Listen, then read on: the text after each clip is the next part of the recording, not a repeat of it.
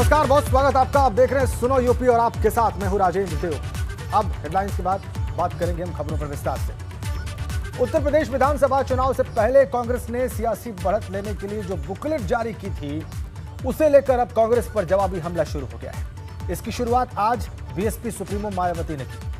कांग्रेस की बुकलेट का जवाब देने के लिए मायावती आज खुद मीडिया से मुखातिब हुई और कांग्रेस को आड़े हाथों लेते हुए कहा कि कांग्रेस उनके खिलाफ चाहे जितने भी दुष्प्रचार कर ले, लेकिन उत्तर प्रदेश की जनता कांग्रेस को अच्छी तरह समझती है। दरअसल अपनी बुकलेट में कांग्रेस ने यूपी की बदहाली के लिए भाजपा के अलावा समाजवादी पार्टी और बहुजन समाज पार्टी के कार्यकाल को भी जिम्मेदार बताया और बसपा अध्यक्ष मायावती को दौलत की बेटी बताते हुए बुकलेट में उन पर नोटों की माला पहनने और पार्टी के टिकट बेचने का आरोप लगाया है।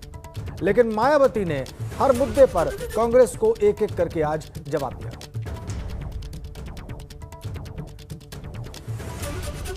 ये जो इधर उधर की बातें कर रहे हैं बुकलेट के जरिए, बुकलेट हो या फिर नाटकबाजी करे या आए दिन आकर वो गांधी जी की प्रतिमा के नीचे बैठ जाएं या फिर कहीं पर कोई अन्याय अत्याचार हो जाए तो वहाँ चले जाएं, तो इससे कुछ नाटकबाजी से होने वाला नहीं है। जनता सब जानती है जो कांग्रेस की का जो आज हाल बेहाल है, इसके लिए जिम्मेवार कौन है? हमारी पार्टी नहीं है, दूसरी पार्टियां नहीं है, जो अन्य विरोधी पार्टियां हैं। इसके लिए सही मायने में जिम्मेवार कांग्रेस पार्टी की खुद गलत नीतियां, कार्यशैली, उनकी कथनी करने में अंतर, ये सब कांग्रेस पार्टी इसके लिए जिम्मेवार है। देश में आज कांग्रेस पार्टी के जनाधार की कितनी बुरी हालत है। इसके साथ ही देश के किसी भी राज्य में जब विधानसभा का आम चुनाव होता है या देश में लोकसभा का भी आम चुनाव होता है, तो तब इनको खासकर यूपी जैसे कमज़ोर राज्यों में आसानी से चुनाव लड़ाने के लिए उम्मीदवार तक भी नहीं मिलते। तो आज मायावती ने बसपा के उत्तराधिकारी के सवाल पर भी जवाब दिया। कहा कि वो पूरी तरह स्वस्थ हैं और जब सही वक्त आएगा तो पार्टी के उत्तराधिकारी का ऐलान कर देंगे। आप खुद सुनिए उन्होंने बसपा की कमान सौंपने की बात पर क्या कहा। मेरा स्वास्थ्य अभी ठीक है, मुझे अभी किसी को भी अपना उत्तराधिकारी बनाने की ज़रूरत नहीं है, लेकिन जब मेरा स्वास्थ्य ठीक नहीं रहेगा तो तब मैं ज़रूर अपना उत्तराधिकारी घोषित कर दूंगी। जब मैं अपना उत्तराधिकारी घोषित करूंगी तो मेरा उत्तराधिकारी केवल दलित वर्ग से ही होगा। ये बात मैं कई बार कह चुकी हूँ, पर आज मैं इस बात को फिर दोहराना चाहती हूँ कि जब भी मैं अपनी पार्टी का उत्तराधिकारी बनाऊंगी या मेरा जो उत्तराधिकारी होगा तो वो केवल दलित वर्ग से ही होगा, जिन्होंने हर मुश्किल की घड़ी में मेरा व पार्टी का पूरी ईमानदारी व पूरे तन मन धन से साथ दिया है। इधर अपनी चुनावी बुकलेट का बचाव करते हुए कांग्रेस ने कहा कि बुकलेट में लिखी हर बात सही है, जबकि भाजपा ने कांग्रेस को इसका क्या जवाब दिया है वो भी आप देखिए। तो दलों को छटपटी मस्ती है, उनको तकलीफ होती है, तो बसपा समेत कुछ दलों के बयान भी सामने आ गए हैं। अभी जिनको तकलीफ होगी उनके बयान सामने आएंगे। कांग्रेस पार्टी से कोई फर्क नहीं पड़ता। कांग्रेस पार्टी 24 करोड़ जनता के साथ खड़ी है, उनकी खुशहाली के लिए, उनकी तरक्की के लिए काम करेगी और जिसने जैसा किया है उसका प्रचार भी करेगी। आपके गठबंधन में समाजवादी पार्टी भी थी, उस समय ये चोट नजर नहीं आया। 1996 में आपने बहुजन समाज पार्टी से भी गठबंधन किया था, क्या उस समय ये आपको चोट नजर नहीं आया? तो देखा आपने वार पलटवार। आगे बढ़ते हैं। 2 जन्म प्रमाण पत्र बनवाने के आरोप में जेल में बंद आजम खान के बेटे अब्दुल्ला आजम अब 2 पैन कार्ड बनवाने के मामले में भी मुश्किलों में घिर गए हैं। एमपी एमएलए कोर्ट ने अब्दुल्ला आजम के खिलाफ 2 पैन कार्ड बनवाने के मामले में आरोप तय कर दिए हैं। इसके बाद आजम खान के बेटे अब्दुल्ला आजम के खिलाफ 2 जन्म प्रमाण पत्र के अलावा 2 पैन कार्ड बनवाने का भी मुकदमा चलेगा। इसकी सुनवाई 31 अगस्त को होगी। अब्दुल्ला आजम के खिलाफ 2 पैन कार्ड बनवाने का मुकदमा 2019 में भाजपा नेता आकाश सक्सेना ने दर्ज करवाया था। इसी मामले में आजम और अब्दुल्ला के खिलाफ धोखाधड़ी, फर्जी दस्तावेज तैयार करवाने और साजिश रचने की धाराओं में मुकदमा दर्ज हुआ था।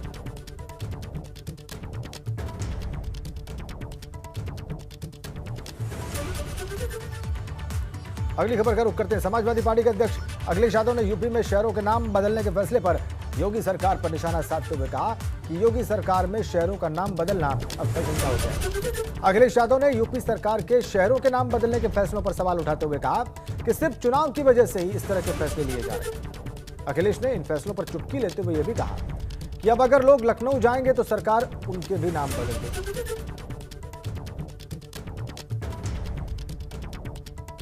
मैं आपसे कह रहा हूं कोई लखनऊ मत जाना, और लखनऊ अगर आप गए और मुख्यमंत्री जी को पता लग गया तो ज़रूरी नहीं उसी नाम से आप वापस आओ लखनऊ से, क्योंकि हमारे मुख्यमंत्री जी का रंग रंगाना और नाम बदलना ये नया फैशन है। क्योंकि काम किया नहीं है, चुनाव में जाना है तो किसी भी मोहल्ले का नाम बदला जा सकता है, किसी भी गांव का नाम बदला जा सकता है। और आप लोग अगर गलती से लखनऊ चले गए और पता लग गया कि आप लोग इटावा से आए हो तो आपका नाम नया जरूर पड़ जाएगा और बदल दिया जाएगा नाम। एक बड़ी अपडेट हमें लखनऊ से मिल रही है। भाजपा किसान मोर्चा के जिलाध्यक्षों का ऐलान हो गया है। कानपुर और गोरखपुर क्षेत्र के जिलाध्यक्षों के नामों की घोषणा हो गई है। यूपी किसान मोर्चा अध्यक्ष कामेश्वर सिंह ने यह लिस्ट जारी की। गोरखपुर क्षेत्र के 9 जिलों के किसान मोर्चा अध्यक्ष घोषित किए गए हैं और कानपुर क्षेत्र के 17 जिलों के किसान मोर्चा अध्यक्षों के नाम घोषित किए गए हैं। तो यूपी बीजेपी ने किसान मोर्चा अध्यक्षों के नाम घोषित किए हैं गोरखपुर क्षेत्र और कानपुर क्षेत्र के। अनुभव शुक्ला हमारे सहयोगी हमारे साथ जुड़ गए हैं, उनसे जानते हैं विस्तार से। अनुभव, नाम बताइए और क्या समीकरण ध्यान में रखे गए हैं इन अध्यक्षों की नियुक्ति में, इनके नामों की घोषणा में, वो भी एक्सप्लेन करिए। अनुभव किससे हम बात करेंगे, उनके पास चलेंगे। कानपुर और गोरखपुर 2 क्षेत्रों के किसान मोर्चा अध्यक्षों के नाम घोषित किए हैं बीजेपी ने। गोरखपुर क्षेत्र के 9 जिलों के किसान मोर्चा अध्यक्ष घोषित किए गए हैं और कानपुर क्षेत्र के 17 जिलों के किसान मोर्चा अध्यक्षों के नाम घोषित किए गए। और लखनऊ में आज पूर्व आईपीएस अमिताभ ठाकुर को पुलिस ने गिरफ्तार कर लिया है। बसपा सांसद अतुल राय पर रेप का आरोप लगाकर सुप्रीम कोर्ट के सामने आत्मदाह करने वाली युवती ने अमिताभ ठाकुर पर भी कई आरोप लगाए। जांच के लिए बनी एसआईटी ने अमिताभ ठाकुर पर पीड़िता को आत्मदाह के लिए उकसाने का मामला दर्ज किया था। इसी मामले में अमिताभ ठाकुर को गिरफ्तार कर लिया गया।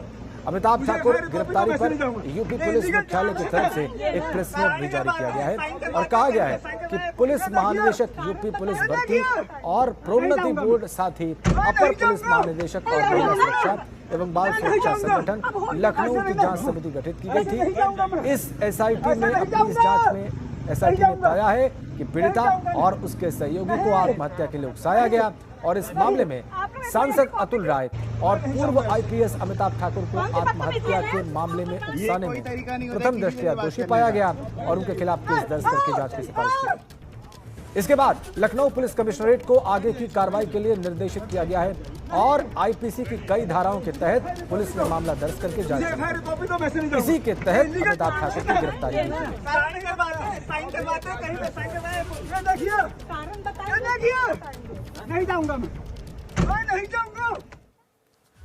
इस मामले में अब सियासत भी शुरू हो गई है। एसपी अध्यक्ष अखिलेश यादव ने ट्वीट करके जहां भाजपा को अमिताभ ठाकुर की गिरफ्तारी पर उन्होंने तंज कसा है, तो वहीं भाजपा ने भी अखिलेश यादव पर पलटवार किया है।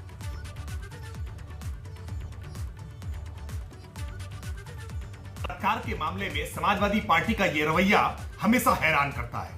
लड़के हैं, लड़कों से गलतियां हो जाती है, इस नीति को हमेशा लेकर के समाजवादी पार्टी चलती रही है। पहले गायत्री प्रसाद प्रजापति के पक्ष में खड़े हो जाते रहे। अतुल राय जो रेप के आरोपी थे, उनको चुनाव लड़ाने के लिए गए। आज जब रेप विक्टिम ने आत्महत्या कर ली है और इस आत्महत्या के दोषी, जिनको रेप विक्टिम ने स्वयं अपने डाइंग डिक्लेरेशन में कहा, आज उस अमिताभ ठाकुर की गिरफ्तारी पर भी उनकी आंखों से आंसू निकल रहे हैं। आखिरकार ये अखिलेश यादव जी की कौन सी नीति है जिसमें वो रेप विक्टिम के साथ खड़े होने के बजाय रेप के आरोपियों के साथ खड़े होते हैं, अपराधियों के साथ खड़े होते हैं। आगे बढ़ते, कल राष्ट्रपति रामनाथ कोविंद गोरखपुर दौरे पर रहेंगे। इससे पहले मुख्यमंत्री योगी खुद तैयारियों को परखने के लिए लखनऊ से सीधे हेलीकॉप्टर से गोरखपुर के पिपरी गांव पहुंचे। यहां पर उन्होंने महायोगी गुरु गोरखनाथ उत्तर प्रदेश राज्य आयुष विद्यालय शिलान्यास स्थल का निरीक्षण किया। इस दौरान उन्होंने तैयारियों को लेकर अधिकारियों के साथ बातचीत की, समीक्षा की। सीएम ने सुरक्षा समेत अन्य तैयारियों को लेकर दिशा निर्देश भी दिए। कल राष्ट्रपति रामनाथ कोविंद गुरु गोरखनाथ उत्तर प्रदेश राज्य आयुष विश्वविद्यालय का शिलान्यास करेंगे। इस दौरान वो एक सभा को भी संबोधित करने वाले हैं। राष्ट्रपति रामनाथ कोविंद 4 घंटे 35 मिनट तक गोरखपुर में रहेंगे।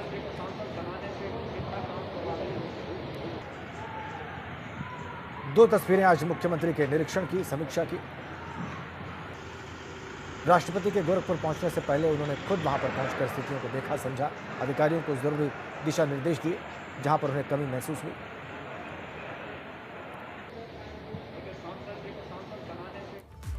इधर अयोध्या में राष्ट्रपति रामनाथ कोविंद के आगमन के मद्देनजर सुरक्षा की चाक चौबंद व्यवस्था के बीच राम जन्मभूमि परिसर में विशेष तैयारियां की जा रही।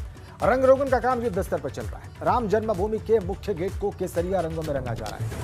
राष्ट्रपति यहां करीब आधे घंटे रहे। इस दौरान राष्ट्रपति दर्शन पूजन और मंदिर निर्माण के काम, खासकर नींव के काम को देखने के बाद परिसर में पौधारोपण भी करेंगे। राम जन्मभूमि के प्रधान पुजारी आचार्य सत्येंद्र दास की तरफ से राष्ट्रपति को अंगवस्त्र, रामायण की किताब और विजय ध्वज भी दिया जाएगा।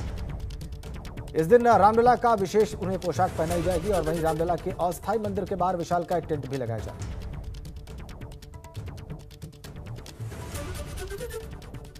खूबसूरती के लिए मंदिर प्रांगण में थोड़ा जो है रंग वगैरह कर छाया थोड़ा हल्का था, वो हो जा रहा, साफ सफाई हो जा रही है।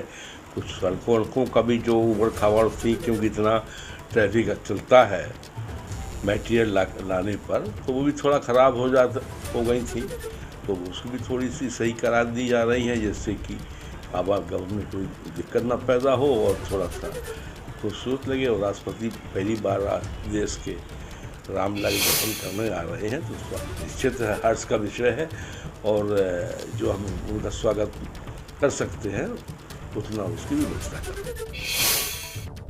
कोविंद के दौरे को लेकर के तैयारियां शुरू कर दी गई हैं। रामनाथ कोविंद 29 तारीख को अयोध्या रहे हैं। अयोध्या में सबसे पहले वह रामलला का दर्शन करेंगे। आप देख सकते हैं कि रामलला के प्रमुख गेट को किस तरह से भगवा रंग में रंगा जा रहा है। रामनाथ कोविंद सबसे पहले रामलला का दर्शन करेंगे और मंदिर निर्माण के कार्य का समीक्षा करेंगे।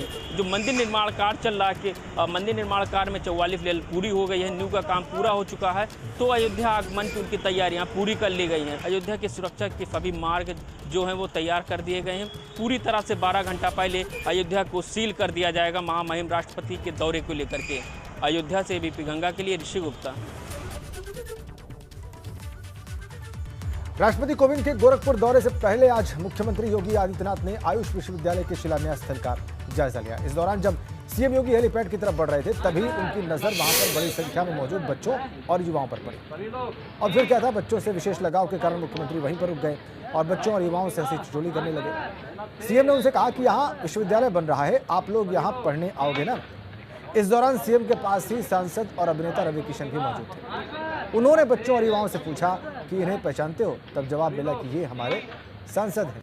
इस पर सीएम ने हंसते हुए कहा कि ये फिल्म स्टार भी हैं, इनके साथ फिल्मों में काम करोगे। सीएम के कहते ही हर ओर हंसी का फव्वारा फूट पड़ा।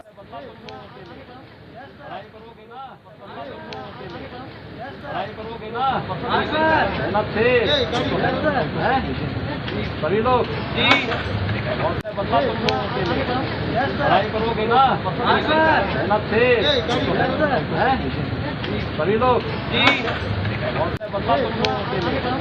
पढ़ाई करोगे ना, मेहनत से सभी लोग।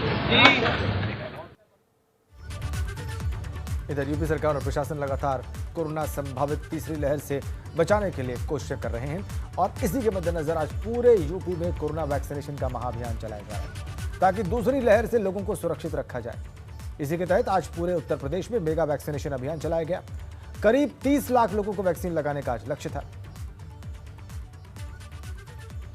3 तस्वीरें लखनऊ, कानपुर और गाजियाबाद में लोग वैक्सीनेशन करवाने जब पहुंचे उसकी हैं इस वक्त आपकी स्क्रीन पर। लगभग 10,000 सेंटर्स पर फ्रंटलाइनर्स एक्टिव हैं। कोरोना वैक्सीन के लिए ऑनलाइन रजिस्ट्रेशन नहीं कराना था ताकि लोगों को आसानी हो। अगस्त में सरकार का लक्ष्य करीब 2 करोड़ वैक्सीनेशन का था और अब तक 1 करोड़ 75 लाख वैक्सीन लगाई जा चुकी है।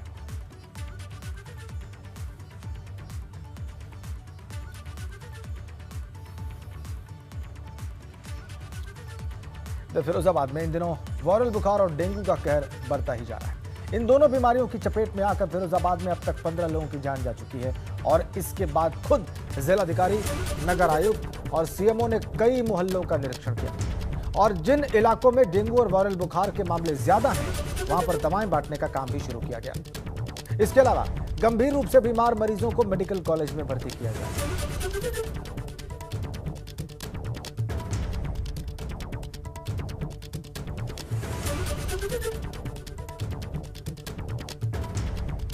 इधर बलरामपुर में खरझार नाले पर बने बांध में दरार, इसे दर्जन भर गांव नदी के पानी की चपेट में आ गए। वहां पर पानी घुस गया। इसकी सूचना के बाद भी मौके पर कोई अधिकारी नहीं पहुंचा। बात अगर गोंडा की करें तो वहां गोंडा में घाघरा नदी उफान पर है। केंद्रीय जल आयोग की रिपोर्ट के अनुसार घाघरा नदी एल्गिन ब्रिज पर खतरे के निशान से लगभग 18 सेंटीमीटर ऊपर बह रही है और इस वजह से ग्रामीणों में दहशत है। हालांकि गोंडा में बाढ़ खंड और सिंचाई विभाग के अधिकारी युद्ध स्तर पर कटान से बचाव के काम में जुटे हुए। बात अगर गोरखपुर की करें तो बाढ़ और बारिश की वजह से लोगों की मुसीबत बढ़ी हुई है। बाढ़ से 135 गांव और 1.5 लाख की आबादी प्रभावित हुई। राप्ती, घाघरा और रोहित नदियां और साथ साथ सहायक नदियां भी उफान पर हैं।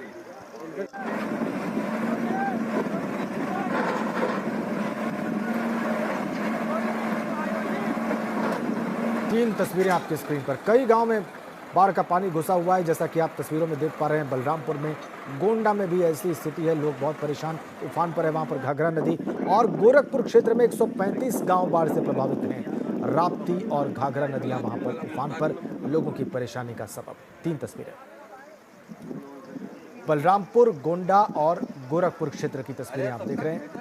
बाढ़ और उफनाती नदियों ने कैसे लोगों की परेशानी बढ़ा रखी।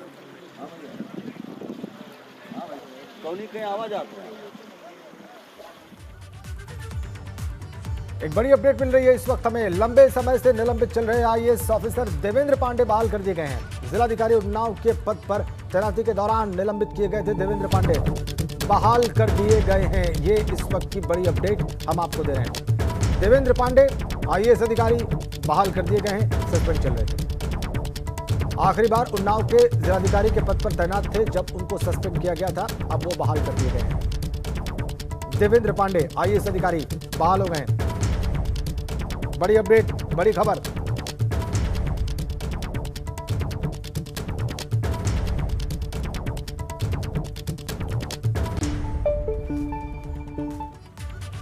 और कृष्ण जन्माष्टमी में इस बार मथुरा में कान्हा का जन्मोत्सव और भी भव्य होने वाला है।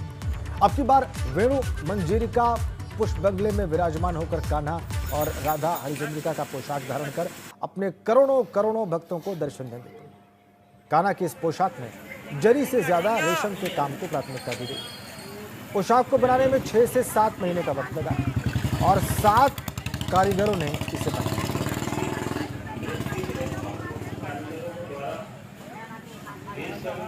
सात कारीगरों ने इस पोशाक को बनाया। रेशम से बनाई गई है पोशाक। भव्य होगा इस बार कृष्ण जन्मोत्सव और उनके स्वागत की जबरदस्त तैयारियां इस वक्त मथुरा में। कान्हा के स्वागत की तैयारियां, कृष्ण जन्माष्टमी बहुत करीब, तैयारियां कैसी हैं वो आप इन तस्वीरों से समझ सकते हैं। अब पोशाक में कितना काम किया गया है, कितना परिश्रम किया गया है, कितना जबरदस्त ये काम है, वो भी हम आपको दिखाने का प्रयास करें।